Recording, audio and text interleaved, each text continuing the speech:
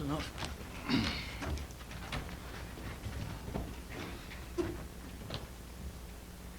I pledge allegiance to the flag of the United States of America and to the republic for which it stands, one nation, under God, indivisible, with liberty and justice for all.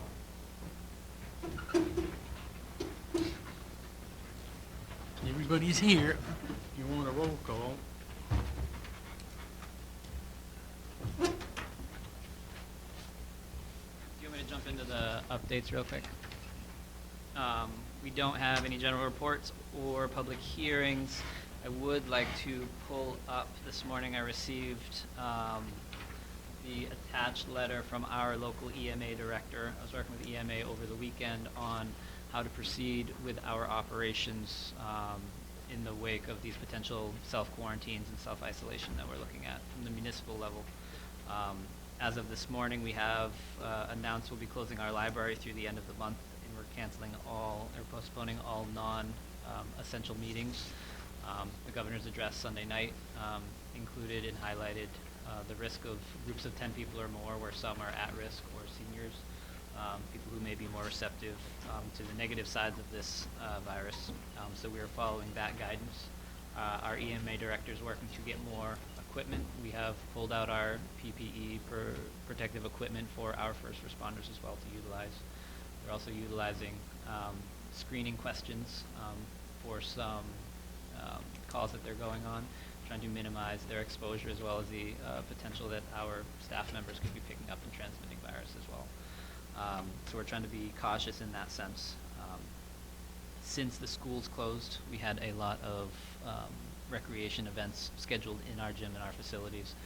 EMA has again asked that we close our facilities for those operations. So I've let Rec know this morning that we will be looking to suspend the gym usage for the next 2 weeks through the 1st of April as well. For us, I went to MMA to figure out when and how we can make sure that we hit our required steps that we need to get the budget passed in order to keep elections moving as normal. The governor's working with the MMA on some potential legislative changes that would help us in that effort. I don't think at this point, if we're looking at a 2-week safety period to kind of thin down some of our operations, we should be okay still hitting our June 6th or our April 6th meeting to be able to have the budget finalized. So we are looking to also include in your packet is a revised budget schedule. The only real change is moving that third meeting that was scheduled for this Thursday. And this would be the larger meeting. It would include the council, the budget committee, as well as department heads and support staff from 5 of our departments. There'd be a lot of people in this room. And we are going to play it safe in that extent and reschedule that meeting for Thursday, April 2nd. That will give us enough time to complete the process then and still be able to meet and potentially pass that final language in the referendum language that we need to have at the April meeting so that we can get it sent to the printers. MMA has provided other opportunities for us. If it does go longer, we have the ability to push our elections off until before June 30th. If we don't get it to the printer in time, election staff would end up having to hand count all of our municipal referendums, which is something we want to avoid as well. So as long as we're good within the 2-week period, we should be able to pick right up beginning of April, have that budget meeting, and then get right into our regular council meeting on April 6th and be able to carry forward. That's our plan as it stands now. Any questions, thoughts, comments? Not for me, so far. Now that was 4.1. Correct? All those comments, or where were we? No, that was just an update. That was just an update on that. If you want to jump into, we could do comments from the public before we get to the AVCOG planning agreement. Yep. Anyone have any comments? No? Well, that's good. Okay, so we will go to 8.1 AVCOG planning agreement. So included in your packet is the AVCOG planning agreement. So in part of our being members of AvCog, we have the ability to utilize their planning services. These are pass-through planning fees that applicants pay, so it's not something that the town is paying additionally for their services. We've been talking about it for about a year to be able to utilize their services for larger commercial developments and utilize their planning staff.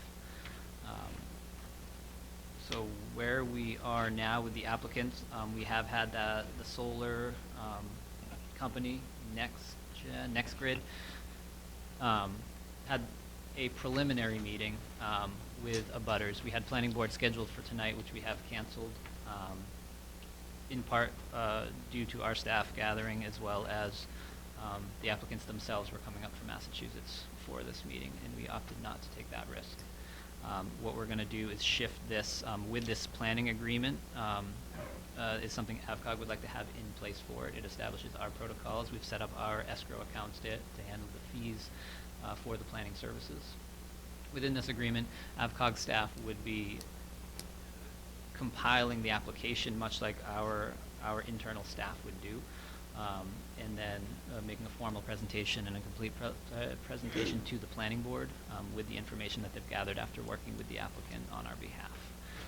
They are currently working with this exact applicant in a couple other towns, including Minot, on a similar size project as well.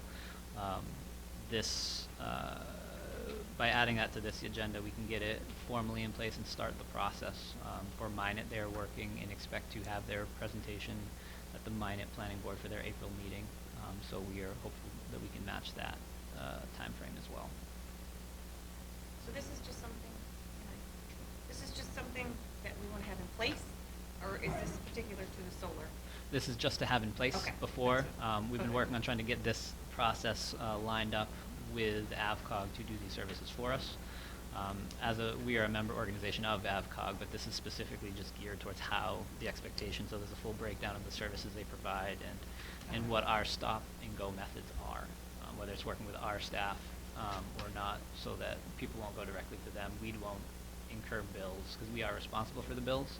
So what we do have to do is establish the assumption of escrows, have the applicants pay those up front to pay for those fees so that we don't end up having to incur those expenses. Okay. So this is not up for negotiation, this is how they do it? This is, We just need to approve this? this is the standard that they have, yes. Okay.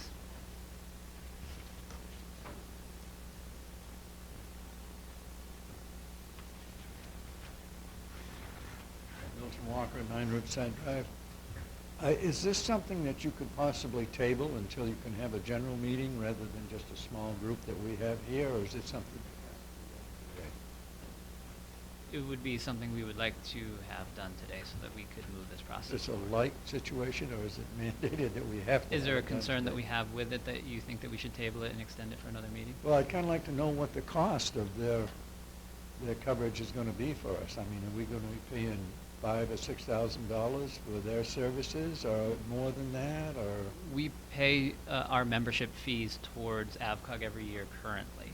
So within this process, it doesn't cost us anything. All we have to do is financially manage the escrow account. So the applicants will be paying the review fees to us. We hold those funds while AvCog does the work, and then we use the money that would put in escrow to compensate AvCog Okay, so when the the work is done. contractors that do the work will be actually paying the additional fees that we have to pay to AvCog. Correct. Okay, thank you. Anybody else? Does anybody have any questions?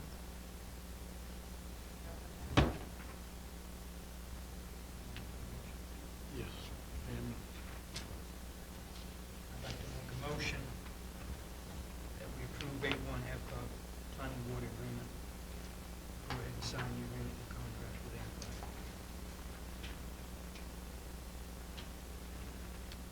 I'll second that. I moved and seconded that we approve the AvCog plan. Any more discussion? All in favor? Unanimous.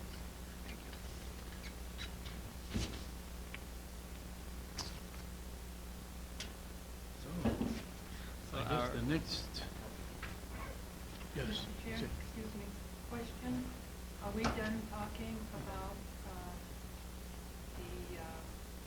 what's going to happen to the town office? There will be closed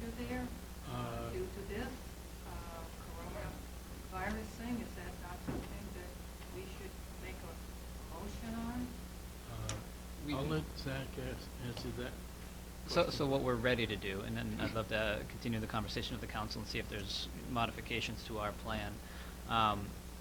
We've been monitoring MMA and then what other communities around us are doing. So the closure of the library is one that many area towns are doing. We are not closing much else at this point. We're going to stress, and we're going to spend more time reaching out through social media and digital methods to try and get people to come in, or to get people to utilize online vehicle registration, boat registration, pay their property taxes. They can pay their utilities and their water bills online as well.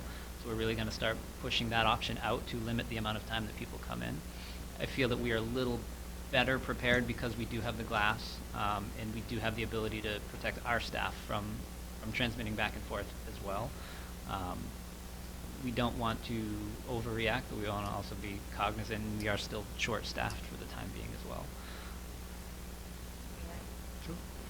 I do have concerns that if the town office should close, that would not be sending a good message to the citizens of the town. I don't know if you've been into any of the stores lately. There is what I consider a panic mode out there. I have concerns about maybe the citizens and the most, the elderly people. They need to have a source where they can contact if they need help. I'm just very concerned about what kind of message it's going to be sending if we close the town office.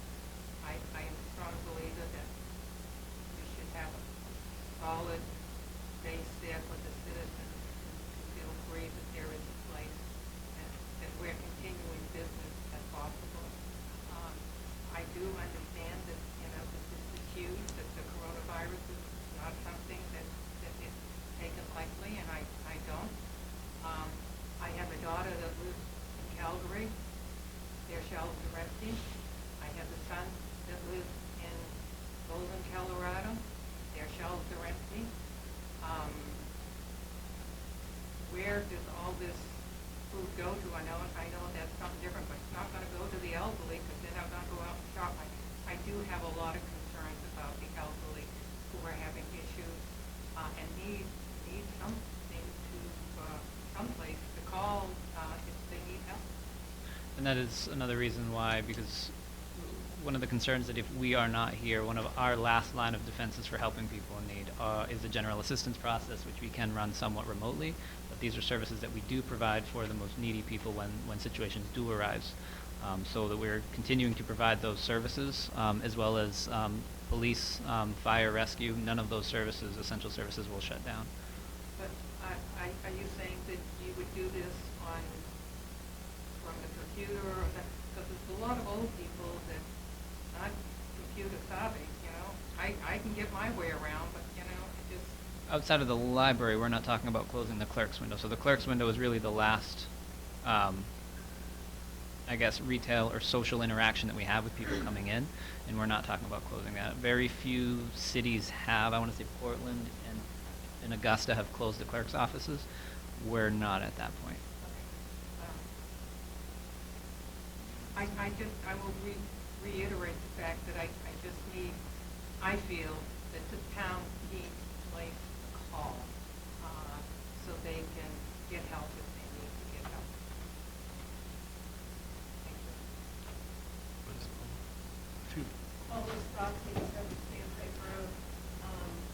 I appreciate that electronics is available for the registering and the paying your taxes and all of that, but if you do it online, you get through the credit card, and they zap you a 4 to 6% fee to do that.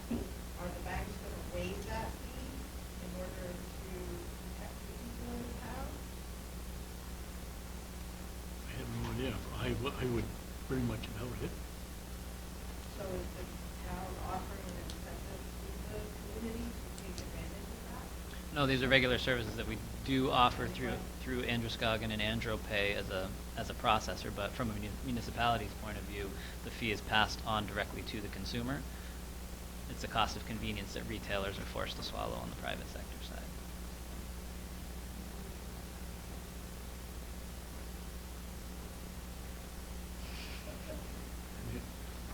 Just to, what Rose was saying there, I believe if we shut down our town office, I think our law enforcement would be overwhelmed with the most basic of calls. Just something I wanted to add. And just try to slow down panicking that's out there. Yeah. There's just a lot of people that are panicked and buying everything. Thank you. All right, we'll go to executive session. Need to make a motion. Yeah. I make a motion that we go into labor negotiations, Title I, MRS, Section 405, 6D. I second it. And moved and seconded that we go to executive session. Any discussion? All in favor? Unanimous. What people's going on? Now you can talk. I just, we gotta watch out for the minority, the very few that are gonna try and badmouth it, Sure. That's selling. Yeah. And you're always going to have people looking for more money, and I'm hoping that this helps. Yeah, I tell you. I made the motion. Who seconded it? No, to come out of,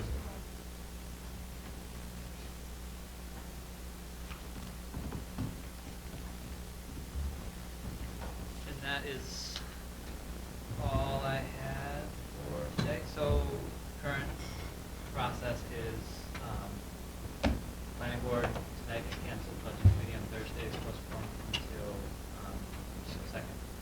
So we will follow state CDC guidelines on these meetings. We are going to close the gym for kind of keeping everything we have. What their big push and from our local EMA directors to not provide spaces for people to gather. But still want people out and gather.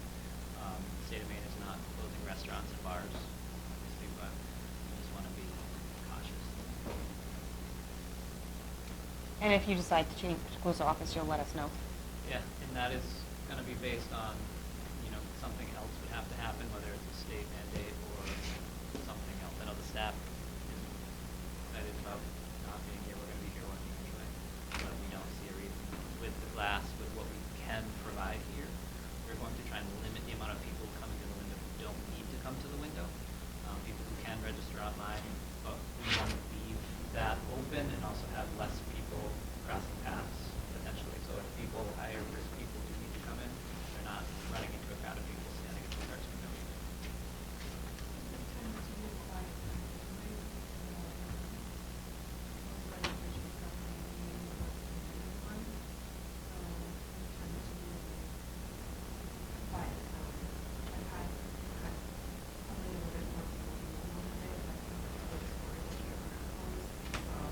They came and did it early.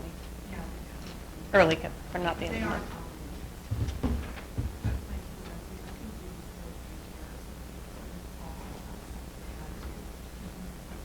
I think that's really important.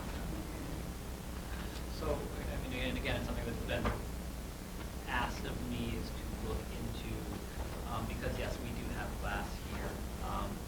Whether or not some of our other departments where people are coming in face to face to do payments or whatnot would be still open and having people come in for that exposure, or we may consider shifting them over here, thinking specifically water department, depending on what we can do.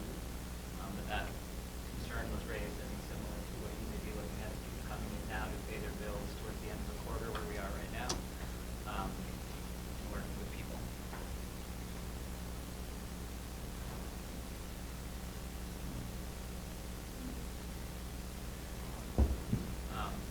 So we're going to take all the precautions we can to keep staff safe. And again, when the PD is responding, we're going to make sure that they're responding in a way that they're protected, so that they are also not going back in if they're not going in and potentially spreading any contact to the next call after that. And that's really what our concern is.